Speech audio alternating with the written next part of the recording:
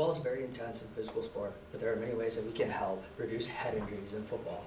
There are roughly around 67,000 concussions just in high school football alone this year, and an additional 281 in the NFL in the 2017 and 18 season.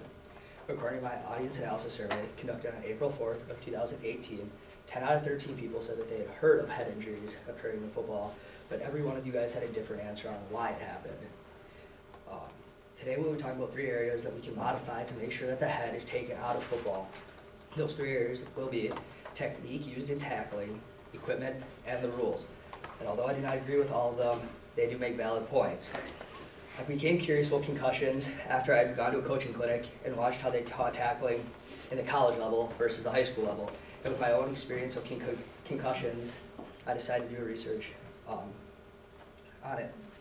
First, let's talk about how to avoid head injuries when we talk about tackling. The first form is rugby tackling. This is tackling used with just strictly your shoulder and not your head. I'll show you the video on that.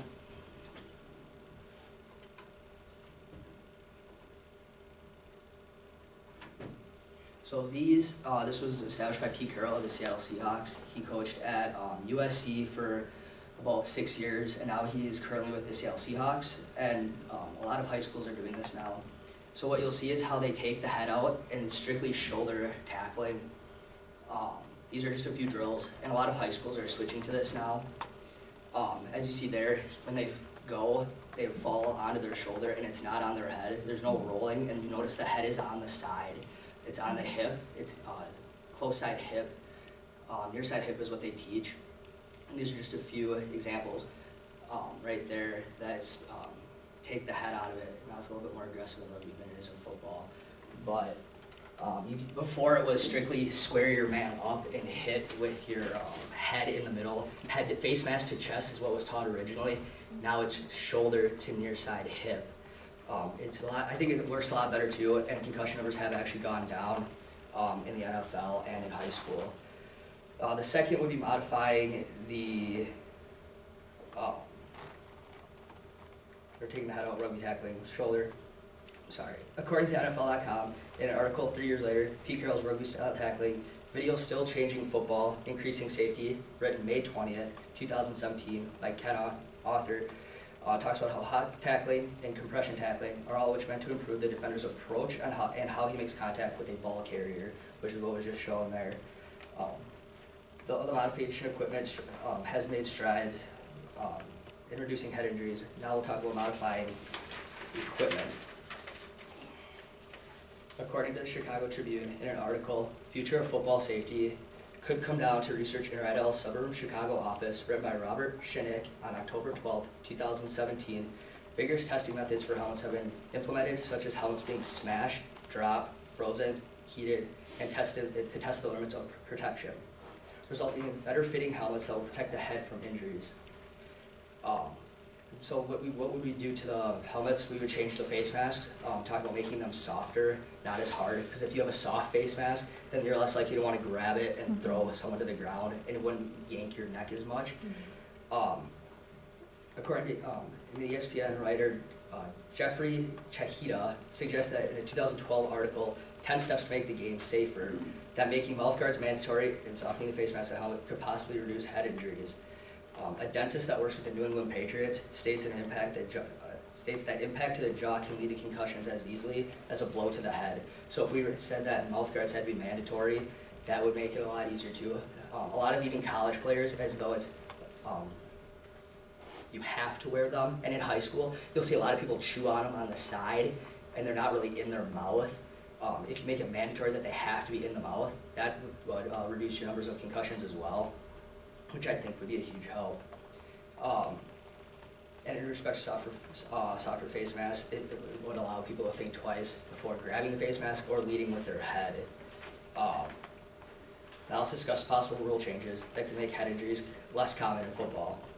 I don't agree with all of these. In fact, I don't want to change any of the rules in football, to be honest with you. I think that rule changes take the fun out of it, but these are just really good ideas that could make the game a lot safer, but I just thought I'd make it clear I don't agree with these. So a possible modifying of the rules is having a spotter up in the box, and the NFL does this now. They have a spotter who strictly looks for head contact or how hard your head hits the ground, And I do like this rule because his job is strictly to just look for head injuries, and a team can get a timeout to get the player off, and it doesn't count as one of your 3 used timeouts in a game. That way the players are taken out before the play continues or resumes. The second one would be eliminating kickoffs. A lot of times concussions happen on the kickoff because it's one player sitting there waiting for the ball to come. Well, the kickoff team has the advantage of running down. They did move it up to the 35 the last few years, which will result in more touchbacks, so the ball carrier won't run out. But even then, people still try to take it out of the end zone and run. So they're thinking of just eliminating those as a total, but you'd still have punts, but just eliminating the kickoff. Medical, after you do the up in the box, if they do have a concussion, a mandatory sitting out at least 1 game. A lot of times people get cleared before they're even ready because it's really easy to cheat on a concussion test. I've done it multiple times, and I know a lot of people do cheat on them. But if they have to set out at mandatory of at least 1 game, that'd be a great rule in order for them, so we know that they're ready and able to come back. And the last one would be take tackling out before the age of 15. Menominee High School actually does this now. They only start tackling in their 8th grade year. So 5th through 7th is all flag football, and it's learning more of the fundamentals of football. That's another good one, because the brain and the skull aren't developed, and Brett Favre's talked about it, and he doesn't agree with that. In conclusion, football is a very intense and physical sport, but there are many ways we can reduce head injuries. The 3 areas that we talked about modifying today were technique on tackling, the equipment, and the rules. Although there isn't any treatment right now for concussions related to brain injuries, a concussion treatment drug that has not been approved by FDA is being developed, and Hall of Fame quarterback Brett Favre is one of the investors in this drug. This is an area that is being researched and developed because football is an ultimate team game, and in efforts to help make this game safer can only help the sport.